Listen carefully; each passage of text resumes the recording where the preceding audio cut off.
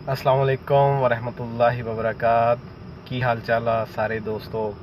ठीक ठाक हो? वधिया हो? उम्मीद है तुसी सारे ठीक ठाक ही होवोगे। अज मैं तुहाडे वास्ते एक बड़ा ही खूबसूरत टोटा लैके हाज़र हैं बाबे वारिस शाह जी दा।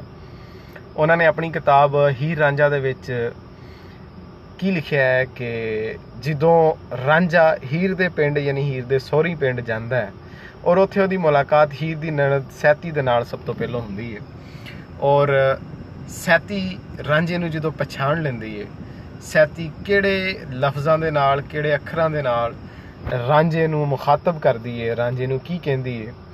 टोटा बहुत ही खूबसूरत टोटा है और उम्मीद है तुहानूं बहुत पसंद आएगा, क्योंकि मैनू ये अंदाज़ा है कि तुसी इस तो पहलों ये टोटा नहीं सुनिया होएगा।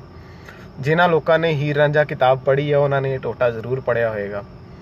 ਉਹਦੇ ਵਿੱਚ ਇਹ ਸੀ कि हीर कहती है रांझे नूं कि सुनी जोगिया लुंजड़ा छुनिया वे, सुनी जोगिया लुंजड़ा छुनिया वे, बेशर्म कपत्तिया मोटिया वे, धरना मार बैठा है विच कुवारियां दे, किसे वेलड़ी वारदिया झोटिया वे लाया ही बेस मदारियां जोगियां दा, वे लाया ही बेस मदारियां जोगियां दा, डंड पेलना नौ नौ खोटिया समझ गई मैं कुल करतूत तेरी, उत्तों सादिया विचों पगनोटिया वे टिंड विच दारू, वे टिंड विच दारू शाह नाल लागा, सीधा करूंगी मार के सोटिया वे तर घोनिया घोन मनोनिया वे किसे चक तो लथिया लोटिया बैत फकर दी मन दा नरम होयो, रियों सख्त उस्ताद दिया टोटिया पवे कागज़ ते वारता तदों नुख्ता, जदों तख्ती वट्टी जाए घोटिया जदों तख्ती वट्टी जाए घोटिया उम्मीद है तुहानूं ये टोटा बहुत पसंद आया होएगा और बस इसी तरह अपनी दुआवां विच याद रखियो।